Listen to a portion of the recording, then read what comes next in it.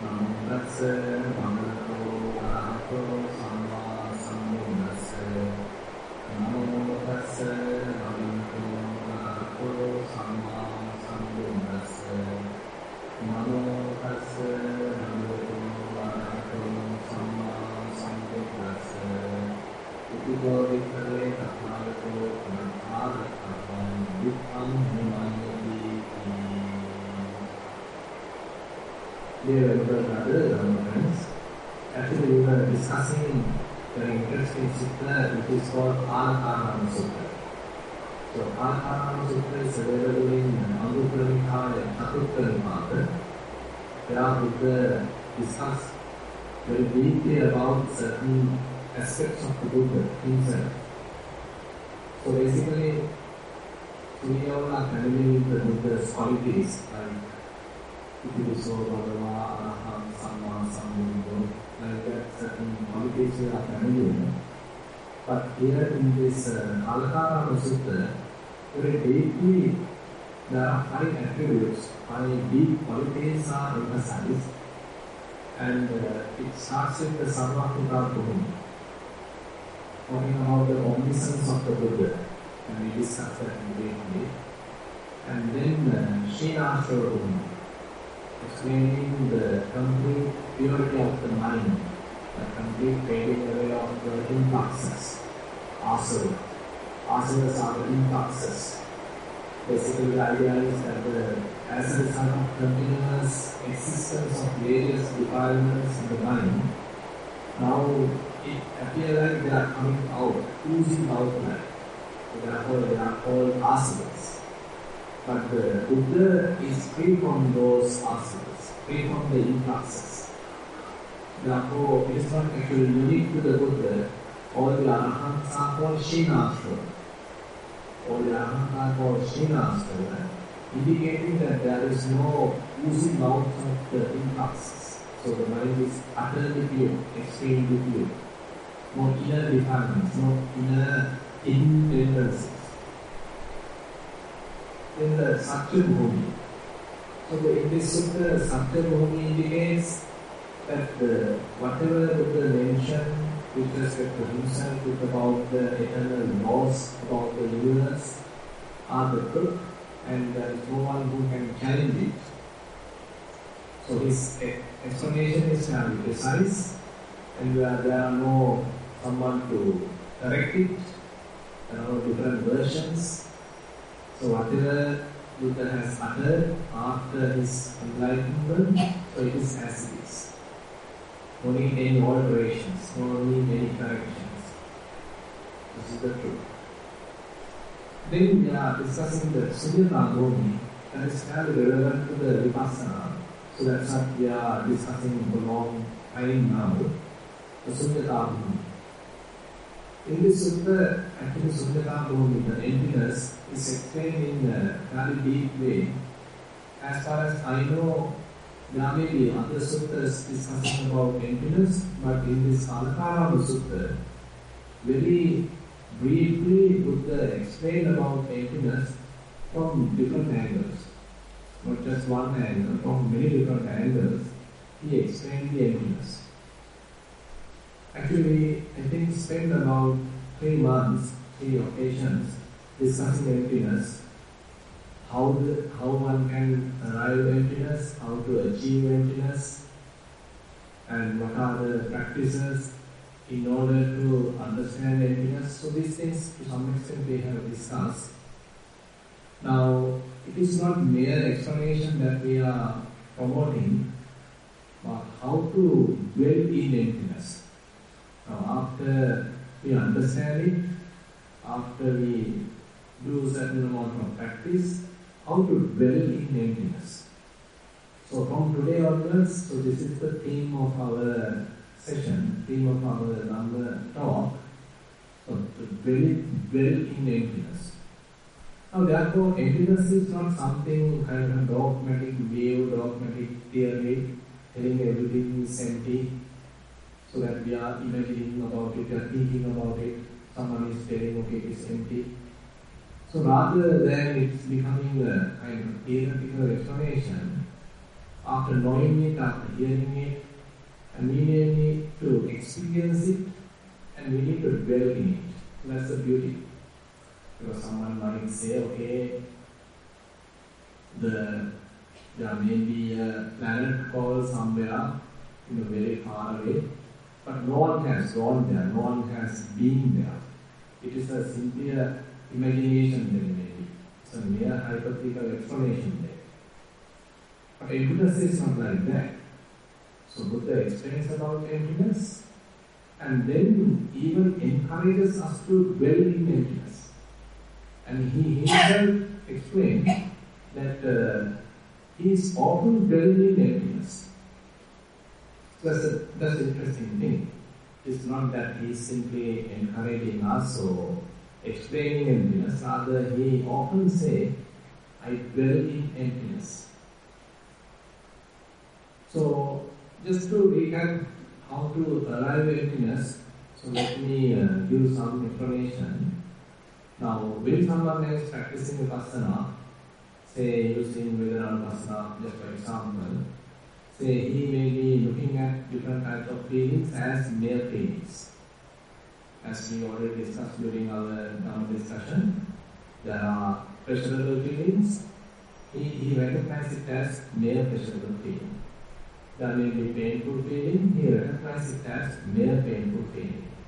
There may be equanimous feeling, he recognizes it as mere equanimous feeling. To some extent, there is an understanding because he no more identifying with the feelings, right? So he is no more identifying with the feelings. Meaning, I am happy, I am experiencing pressure, I am unhappy, I am suffering, I feel bored. There is no such sort of an interpretation. He merely understands, okay, there is a pleasurable feeling arising. There may be an experiencing of pleasurable feeling. Now it is fading away. There is a painful feeling arising. Now it exists and now it fades away. Now there is a, say, equanimous feeling arising and it exists and then it fades away. So, as it is, pretty much like experiencing things as it is, not making a self out of it. So this is very, very important. So how to limit our experience to mere experience without making a self, without inserting a self, without introducing a self into the picture, how to experience some sort of an experience as mere experience. You are no more trapped in the experience. You are able to get out of the experience. Experience is going on, but you are not kind of a victim of that sort of an experience.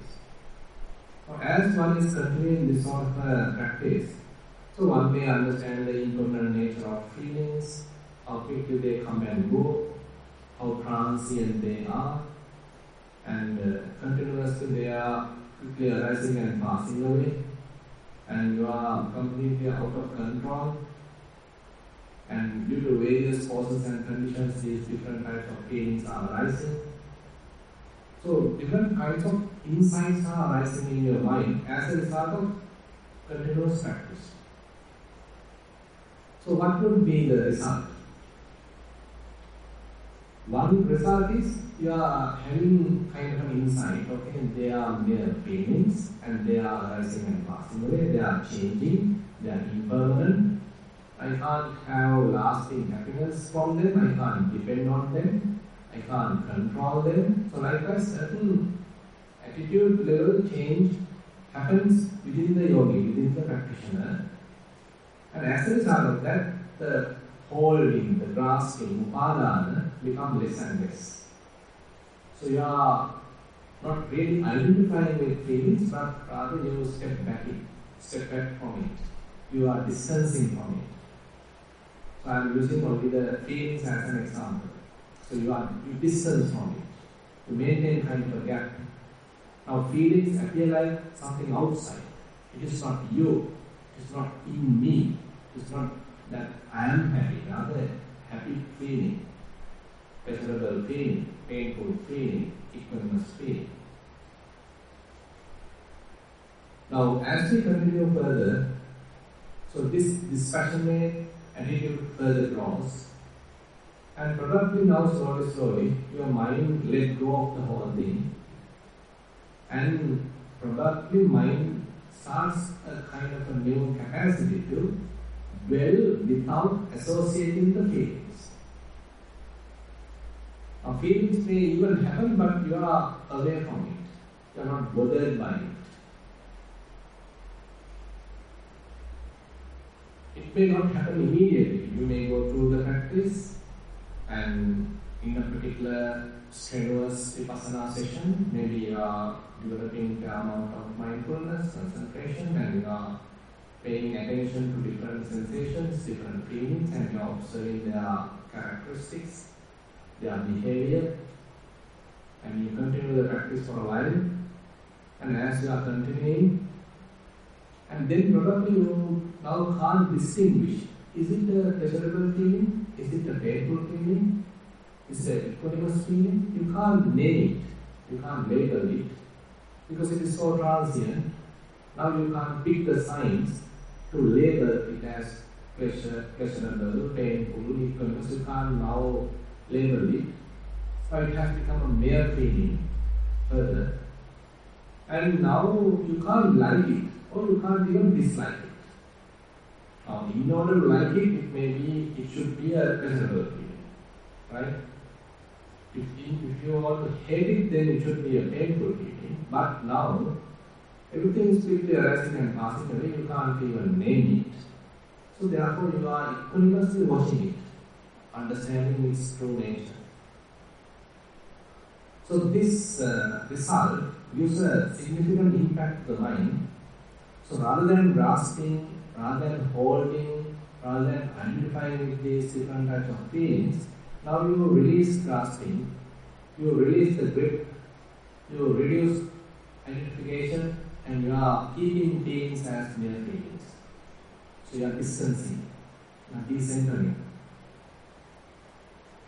And there may be an occasion, they completely fade away, and you can't recognize what it is, kind of a flux is there, and you are somewhat dispassionately watching it. So this dispassion growing at different levels, different stages. So you are dispassionately watching different types of feelings, but now you can't even name it. You can't distinctly know what type of feeling it is, but some sort of feeling is there. And you are very much like dispassionately watching it. Further and further, letting go happens, mind becomes more dispassionate, and there could be a situation. Now, you come out of feelings, right? And then you dwell kind of independent from feelings. And sometimes we use the term, something called Panadure. Actually, we discussed this in the Sutta. We discussed Sutta also in Kalakarama. So what happens is that you are quenched to the amount of wisdom drawn as a result of the practice. So Vipassana practice building certain amount of wisdom in the mind, so that wisdom prevents us from holding, grasping, identifying. So wisdom is necessary.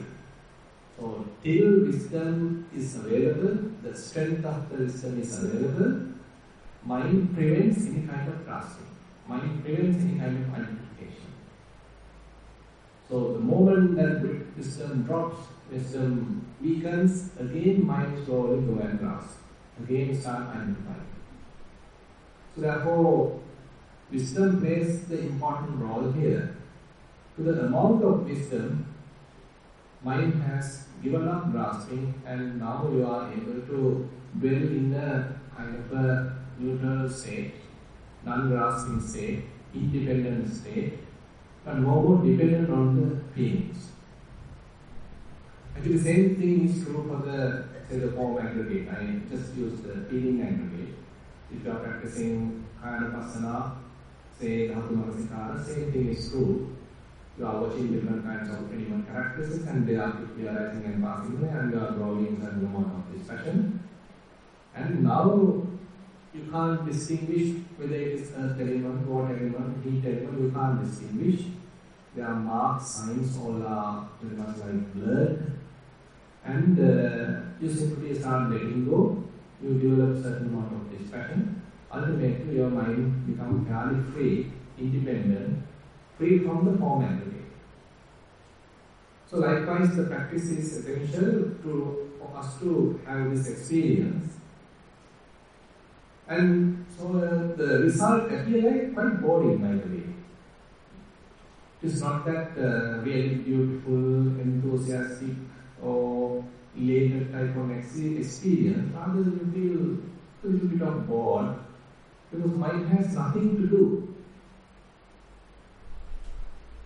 We were watching different kinds of feelings, but now even the feelings are faded away and mind also doesn't want to look at it. Mind prefers some sort of a seclusion. Nothing is there. Nothing is there, in a way we can simply say empty. Mind is also empty. Do you like it? So typically we don't. So we usually like some pleasurable sights. Say whenever we are looking at it, we feel peace, we feel happy, so we excited. Say you are watching cricket. Nowadays things are happening. World Cup, I think. So you are quite elated, okay, the team is winning, so you are so excited. So we really love to watch it, we are in that, completely, enjoying that. But here, nothing is there to enjoy. So I feel like quite bored, isn't it? I mean, I doesn't have anything to watch. Say sounds, say you are enjoying music, you are a music lover, so you continuously enjoy one after the other, okay, you are singing, dancing and murmuring and all that. But when all the sounds are not available, you feel bored. Smells, taste, tangibles, same thing. Okay, we are constantly sort of triggered, stimulated by sights, sounds, smells, taste, tangibles, but nothing is there. How about the thoughts? So when there are thoughts, we tend to think, more and more thinking, more and more proliferating, imagining. But now, no thoughts even. Will you die? No sights, no sounds, no smells, no taste, no tangibles, no thoughts. Can you think about such situation in the mind? So we are arriving this sort of situation through the practice. Okay, sights, sounds, smells, taste, tangibles and thoughts all are very much like faded away, and mind has nothing to consume. So you interpret it as like boredom and I feel completely lost. I don't know where I am. Because in order for us to build the personality, to locate ourselves, so we need the location, right? We need the coordinates. With the sights, sounds, smells, we prepare the position. We know who I am. At that time, where are you? To the sights you can't create, you can't find out the coordinates. To the sounds you can't, smells you can't, taste you can't, tangibles you can't, not even at all. And sometimes we might get frightened, okay, what's going on? And you quickly open your eyes and look at, okay, and seems like everything is okay. Because you get frightened, because it is out of our vocabulary. So as we are experiencing some sort of an emptiness, it appears like a sort of awkward kind of an experience because we are not used to it. I used to stay with the sights, sounds, smells, tastes, tangibles, thoughts. That is our world. But now here, so our world has disappeared. And I have become like no one. Now let's come to an interesting incident happened during the Buddhist time. So one Arahant Bhikkhuni called Vajira. So she's dwelling in blind men's groves called Andavana in Savatthi. So she's after the alms round, she had her lunch and then staying peacefully at the blind men's grove. And then the Mara approached, the evil one approached. And so he's asking a question.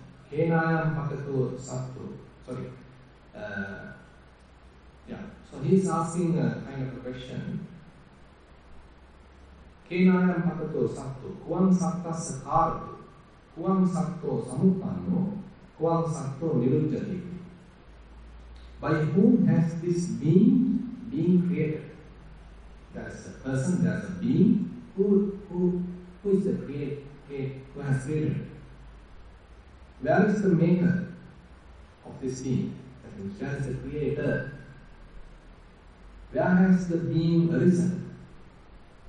Where does the being cease? Now, this is the question from the Mara. Complete opposite. So he is promoting the self-view.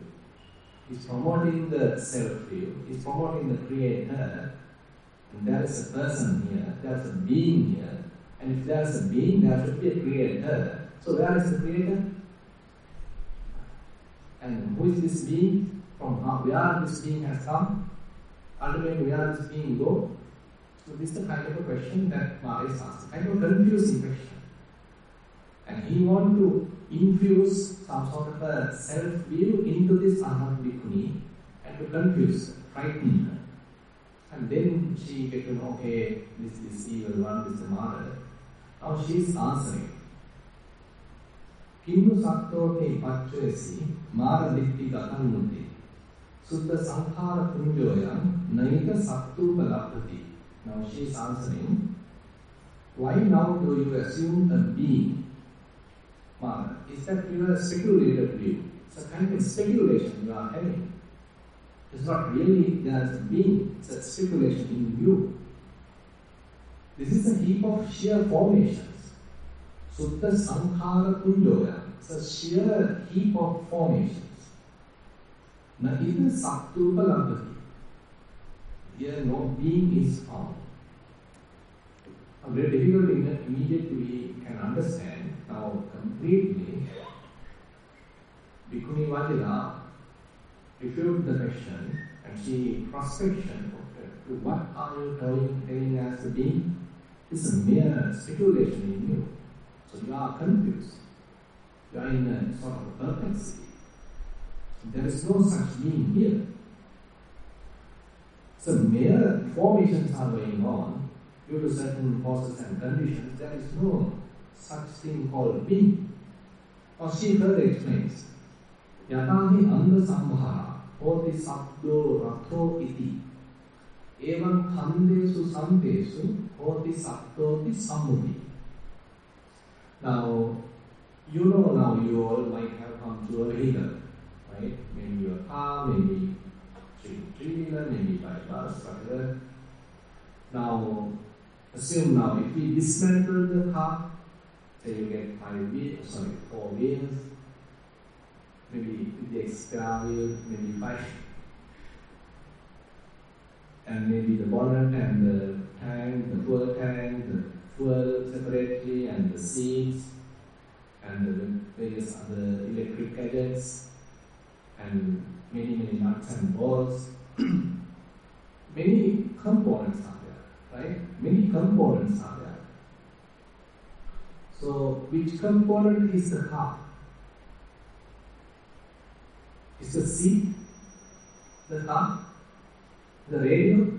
The car? Steering wheel? The car? We can't say like that. It's not relevant to say like that. So, but when we assemble it in a particular style, particular way, and we add fuel, we start it, and we go inside, and then we are driving it, and then we say, okay, now the car is being driven. Now the functioning car is there.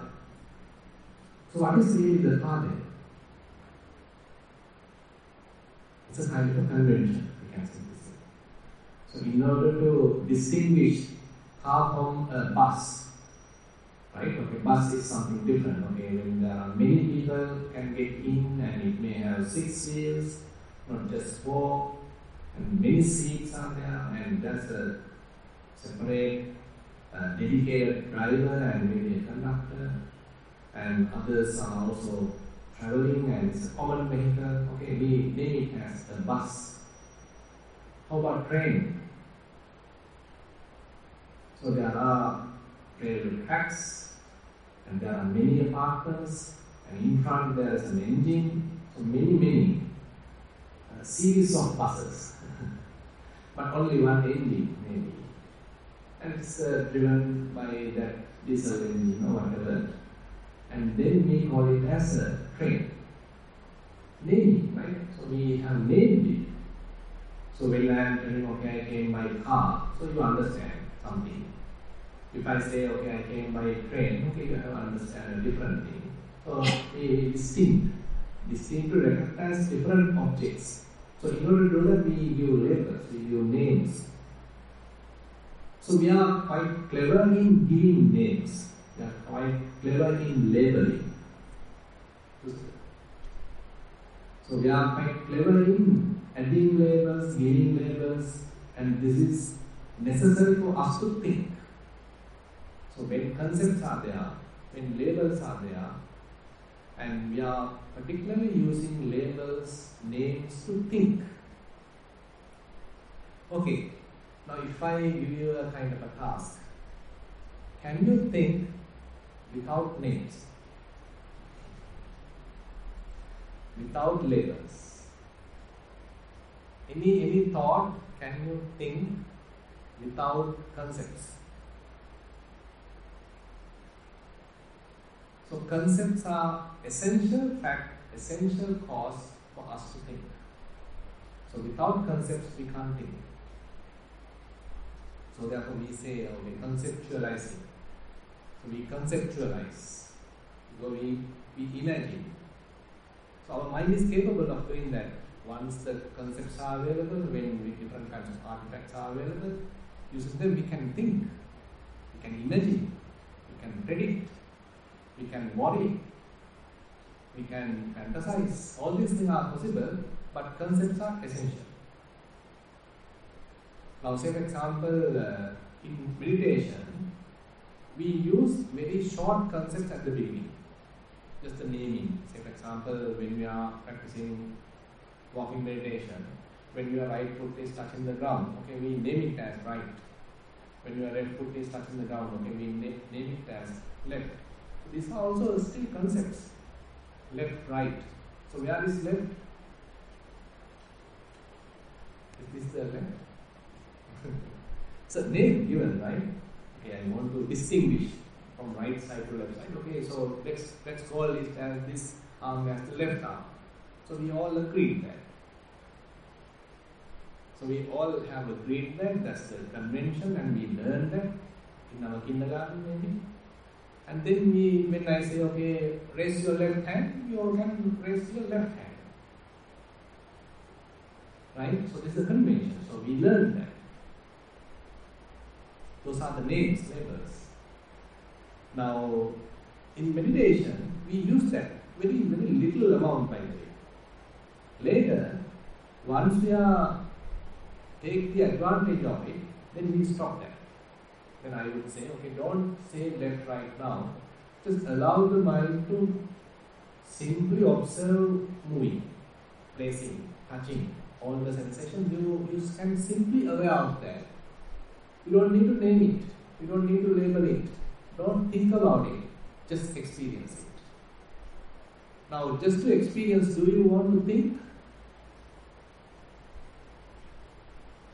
Now, say, as you are walking, your foot is touching the ground, you feel the hardness. Do you really want to think in order to feel the hardness? Or you can do it and see. So all these different sensations you can directly experience without thinking.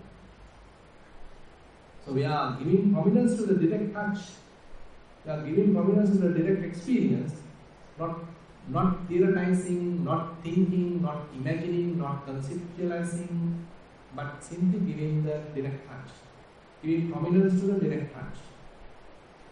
So it's a complete different way of approach. So far, we used to think, imagine, fantasize, fabricate, conceptualize, all are, thinking based. But now, we are directly experiencing, mind simply observe, nothing to think. So your mind becomes fairly clear, calm, quiet. So we may arrive kind of a quietude of the mind, silence of the mind. So inner chatter has ultimately stopped.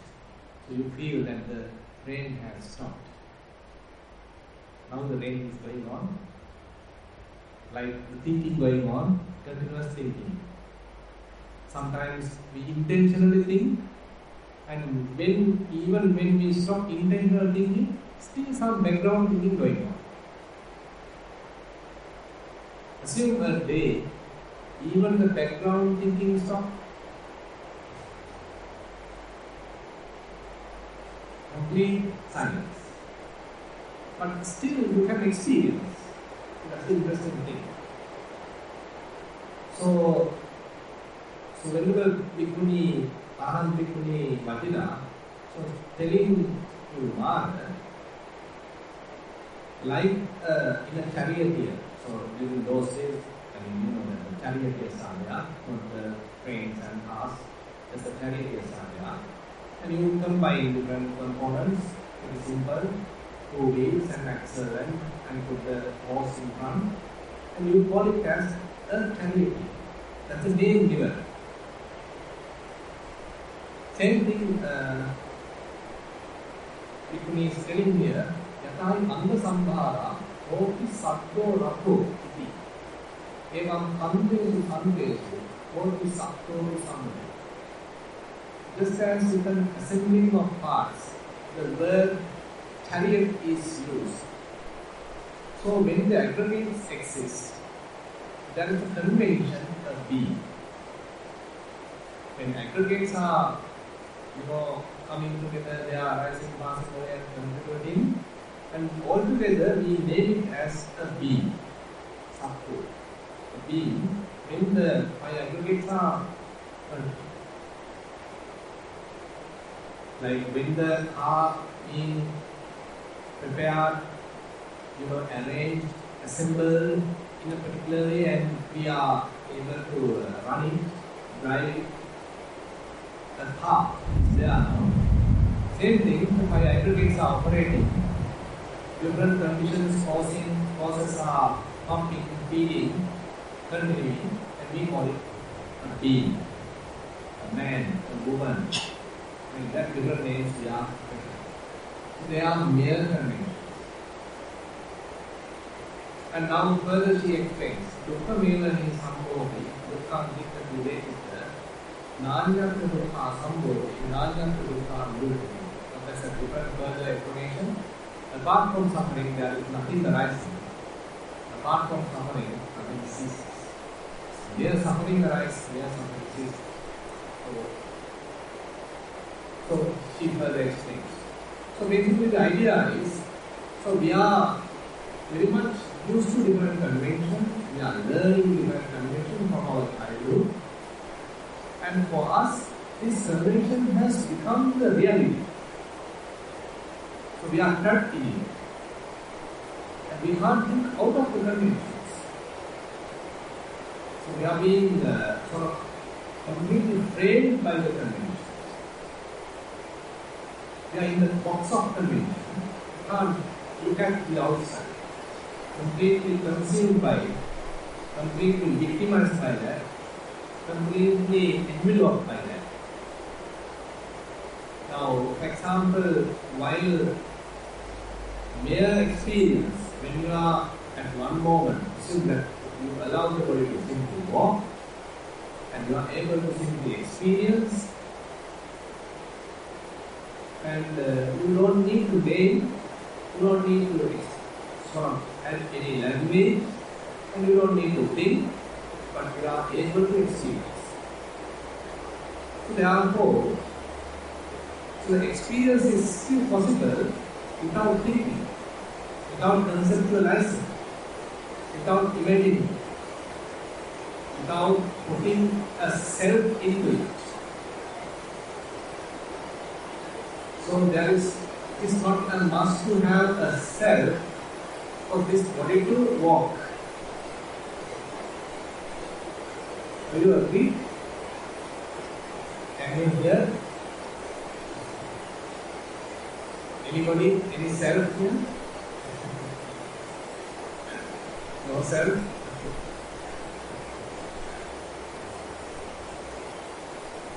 So therefore our typical framework shattered when we arrive at type of experience. So we making the self, and I am somebody, I am very important, I should be respected, my presence should be felt. So likewise we create the self-view, our sakkaya-ditthi, our personality view. But when someone is experiencing mere experience without creating a self, without conceptualizing, it appear like kind of different. It appear like maybe boring. Or it appear like something different. What's really going on? So you question yourself, what's really going on? I mean, it's a completely different type of experience. Say for the first time you are experiencing it, say mind becomes completely calm, silent, no thinking, but walking happens. Say you are practicing Anapanasati. Say at first assume that you are naming it. In breath happens, now you name it as in. Out breath happens, you name it as out. So very limited. And we are not promoting thinking anymore. Various thoughts are coming to the mind, but I am not promoting it. Rather, I again and again bring our attention to in breath, out breath, in breath, out breath. So as a result of this kind of simple practice, ultimately, thinking fades away. Thinking fades away, and we come to a level mere experience. The body continues to breathe. Thinking is not necessary. You simply experience breathing. Do you think that in order for body to think, in order for body to breathe, you need to think? Not necessary, right? Then we all die during the sleep.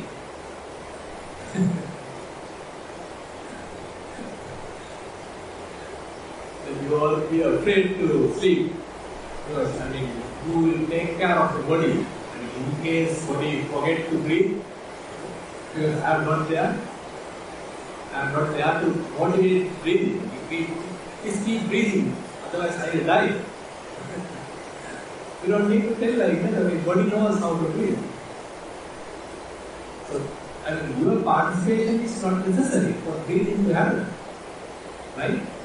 So likewise, all the bodily processes are happening. You as a self doesn't need to participate. And you allow the body to naturally breathe. And the body knows how to breathe. The day you are born, from that day onwards, body knows how to breathe. Continuously breathing. Never stop. Only at the last day, it will stop. Till that the continuous breathing is happening, but you don't need now. The body knows how to breathe. And can you experience breathing without yourself? So basically, it's a beautiful kind of an experience, isn't it?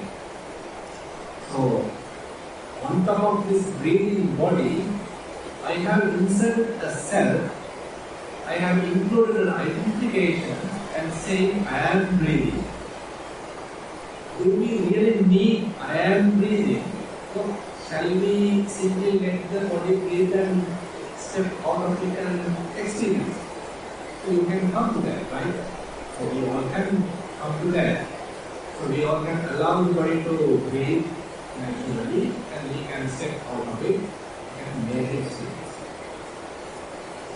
So likewise, these are some attributes of emptiness. We are actually start from the beginning. So this I-making, self-making, self-narratives, all are now little by little they are reduced. So the person, personality, self, all are now slowly dropped away.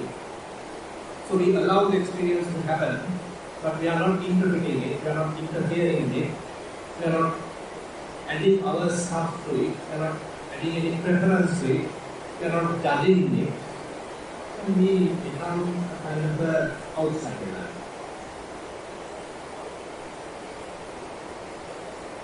And another interesting occasion, one called Mogaraj, actually he's a ascetic, he's called Mogaraj, and he's asking a kind of deep question from the Buddha. He's asking one day, how to dwell in the world without being caught by the mind, without being traced by the mind, how to dwell in the world without being faced by the mind. So we want to somehow navigate without being faced by the mind. So there is an interesting answer. Sunyato lokam avekkas mogarani sadasate attanu ditti muhacha evam machu karosya evam lokam avekkantam machu raja dapasati. Here also the Sunyata, the emptiness is highlighted. Not as a theory, but as a way of living. Sunyata logo avekkasu mogaraju sada sabu. So it is saying, okay, look upon the world as empty. Look upon the world as empty. Or rather, being ever mindful. So you are mindful, but you are not positioned any person, you are not seeing any person, you are not seeing any objects. For your view, nothing is there. So the way that Buddha is inviting Venerable Mogarajya to look at the world, that's nothing basic. Look at the world as empty. Empty of a self, empty of a being, empty of a man, empty of a woman, empty of the past art, all that conventional stuff. Nothing is there. Look at the world like that. If you are able to do that, having uprooted the view of self, and you are uprooting the view of self, self-identification, or we can say the self-being, introducing the self, now you take it out. You are not introducing any self to anything. One may thus cross over death. So if you are able to do that, so you can free from the Mara. So here Mara means the death.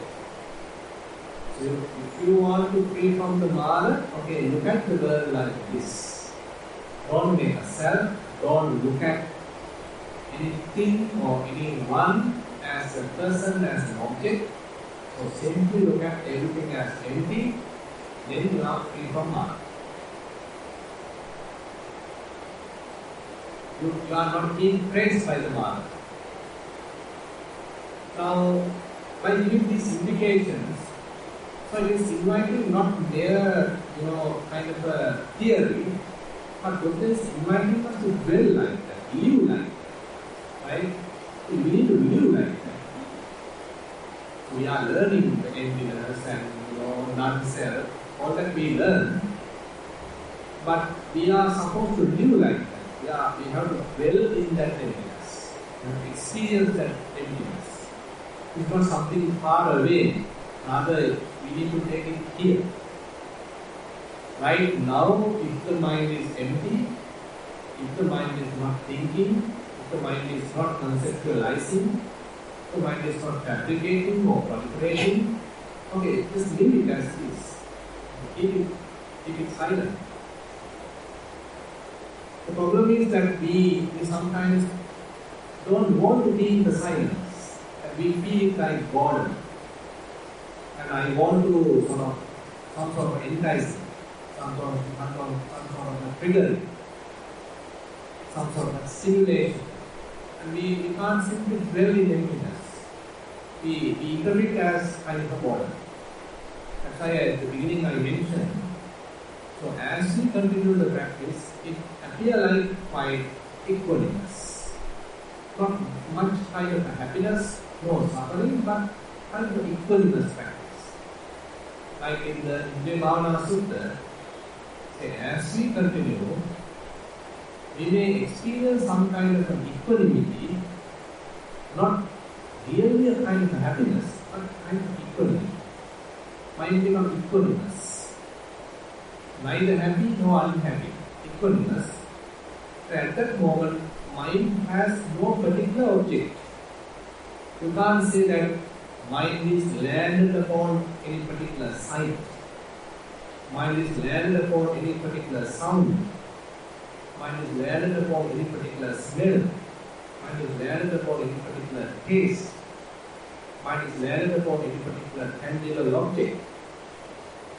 And all five, that sight, sound, smell, taste, tangibles are absent. How about the thoughts? No thoughts here. Even there are no thoughts. So there we can say now mind has let go of the whole thing. Natakinti loke upadhyati. So at that moment we can say nothing being grasped in the world. No sights being grasped, no sounds being grasped, no smells being grasped, no tastes being grasped, no tangibles being grasped, and not even a thought being grasped. Nothing being grasped. You are not holding anything. The mind is completely free. This free mind appears equanimous. Not much for happiness. There is no any kind of enticement or enticing going on. There is no any simulation going on. It's a mere experience. It's a mere experience. So the Satipatthana practice actually takes us to this. If you are practicing Vipassana, time to time, say you continue the practice for a while, and then you may reach this kind of an experience. Okay, nothing is there. Mind is very peaceful, and you can't find out any particular object. You can't recognize whether mind is holding the body or any sight or smell or touch or anything. You can't find such an object in the mind. If you practice Vedana Vipassana, as we discussed, so feelings.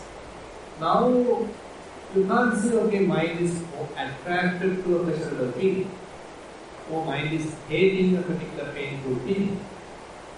Nothing is there. I mean, mind is dwelling in kind of an equanimity. Say if you are practicing Chitta, so typically different thoughts are coming. Say pleasurable or the lustful thoughts are coming, and we get attracted to it, and we start thinking, and we become lustful. Rather now, it's a mere thought, and it came and it lasted for a while and it disappeared. Now again you are back in the silence. You are back in the emptiness. So in other terms, while dwelling in emptiness, time to time, say you are experiencing lustful thought and it again pain. Experiencing thought of ill will, again pain. Fading away to what? Back to the emptiness. So then you can clearly understand the impermanence. There was no lustful thought, now lustful thought is arising. Now it exists for a while, now it is. More we are mindful, more we are wise, then we are not contributing to this lustful thought, then it quickly come and go. Quickly come and go. No much existence. Because mind simply strips it. Mind doesn't hold it. Mind doesn't say, okay, it is my lust. It doesn't promote it, but it simply come and go. So typically when we look at something, if it is very attractive, then we start having some interest on that object. So we objectify. Our attention is now focused to that. So we make that, and I am interested of that. So my attention is drawn to that. Now here I making, mind making, all the conceptuals now has already started. But how about there is a sight and mere seeing? If you are not involved, are you blind? Do you get blind? I mean, mere seeing is there. Right? Now you can hear the sound. Can you maintain awareness without hating it? Without getting involved in it? It's mere sound. Smell. Okay, mere smell. Okay, we are not naming it, we are not adding to it, we are not saying it is beautiful or it is interesting or I hate it. Nothing is there. Mere experience. Now, when Buddha says to Vanaya, Nitya Dittamattam Bhavisati, has a deeper meaning. It is not that easy as we think. So when still our eyes are open, when various sights are in front, how to have this mere seeing? At that moment, even though kind of a sight or seeing is there, there is no self being created by seeing. That's what I used today's theme of the thing. Itiko Vikkave Tathagoto, Dakkha Dakkapam, Vitthanamani. So Buddha mentioned in this Kalakarama Sutta, for the Tathagata, for the Arahant, apart from seeing, there is no object he is seeing. There is no person he is seeing. Now say, when I am seeing the clock, the moment that I say, okay, I see the clock, I already trapped. Already I trapped. I already into the name, already into the label, already into the conceptualizing. Can I watch here without getting involved? Keeping the mind in the silence, keeping the mind empty, keeping the mind free from thoughts, still seeing happens. While the mind is empty, while the mind is fairly fired, still seeing happens. Say, while the body is breathing, still awareness is there. Is there you in breathing? Is there self in breathing? No need, right? So breathing happens, breathing continues, but you become simply aware of it. You are not telling, okay, this my in breath, my out breath, I am breathing. There is no such interpretation. Breathing continues and you simply aware of it. Seeing continues, you simply aware of it, but without a self, without an object, without any desire, without any involvement, without any judging. So the mere seeing. So for the Arahants, Buddha mentioned here, Itiko Bhikkave Tathagoto Dakkha Dakkapam Vitthanamani. So apart from seeing, he is not conceiving, he is not imagining, thinking there is something there. I can imagine, okay, there is a clock here. I can imagine, I can think. Now only 5 minutes available. So that is there I start interpreting. I will start getting involved. That is going too hard. I get involved.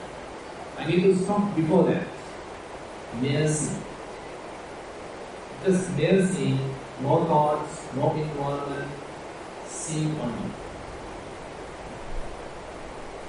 Now, when you see, you are not adding your own stuff at that level. You are limiting it to the mere experience, but you are not adding your own preferences, you are not adding your own judgments, you are not adding your likes, dislikes. Nothing is there. Mere seeing. So you can try to do that. You can try to do that while keeping your eyes open, while you can see, and you keep it to mere seeing without thinking. As we do in the Anapanasati, as the body is breathing naturally, I am not involving, I am not interfering, I am not trying to control, but I can experience breathing is going on. Breathing as an activity, breathing as a process going on, mind is silent. No self. Here also, seeing is there. I am not putting any of my judgments, my preferences, mere seeing is there. I think we will stop here. If it is too much, then it is also not nice. So I will stop here for today. And thanks for having to listening and amidst this little disturbance.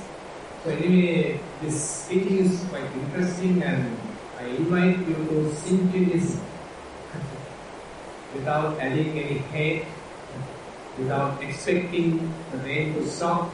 Okay, mere hearing, mere listening. Okay, just mere listening and internally silence.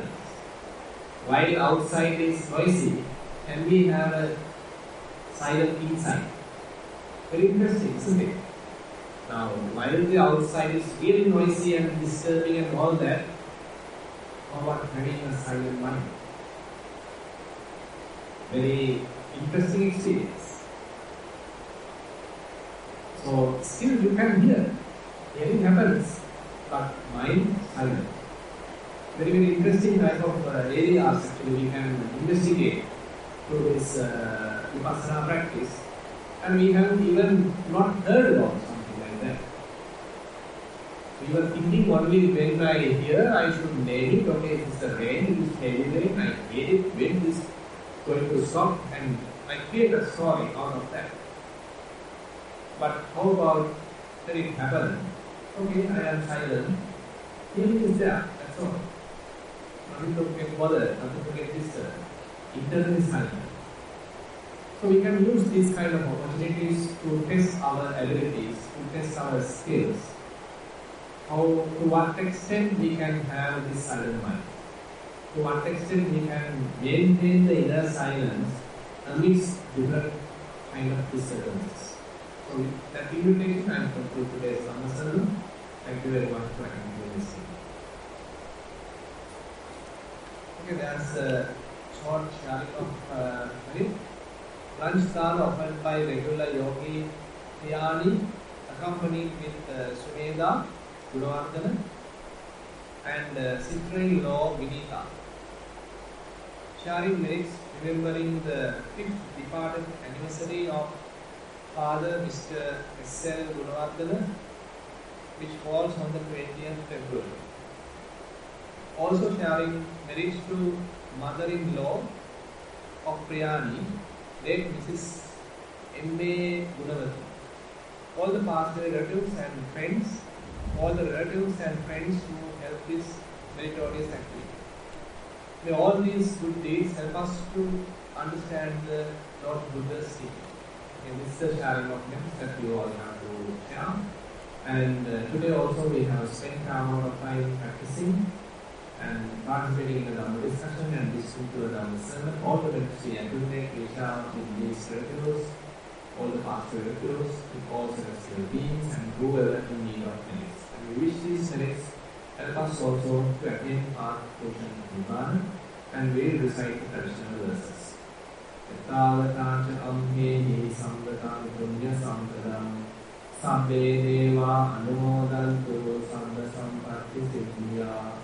Yatavatacha amhehi samvatam punya sampradam Sambe Buddha Anumodantu Samba Sampatti Siddhiya Ettalataja Amhehi Sampadam Punya Sampadam Sambe Satta Anumodantu Samba Sampatti Siddhiya Akasatthaja Bhummata Deva Naga Manindika Punyantam Anumoditva Chiram Rakhantu Sasanam Akasatthaja Bhummata Deva Naga Manindika Punyantam Anumoditva Chiram Rakhantu Desanam Akasatthaja Bhummata Deva Naga Manindika Punyantam Anumoditva Chiram Rakhantu Mam Param Idam Mo Yatinam Hotu Sukita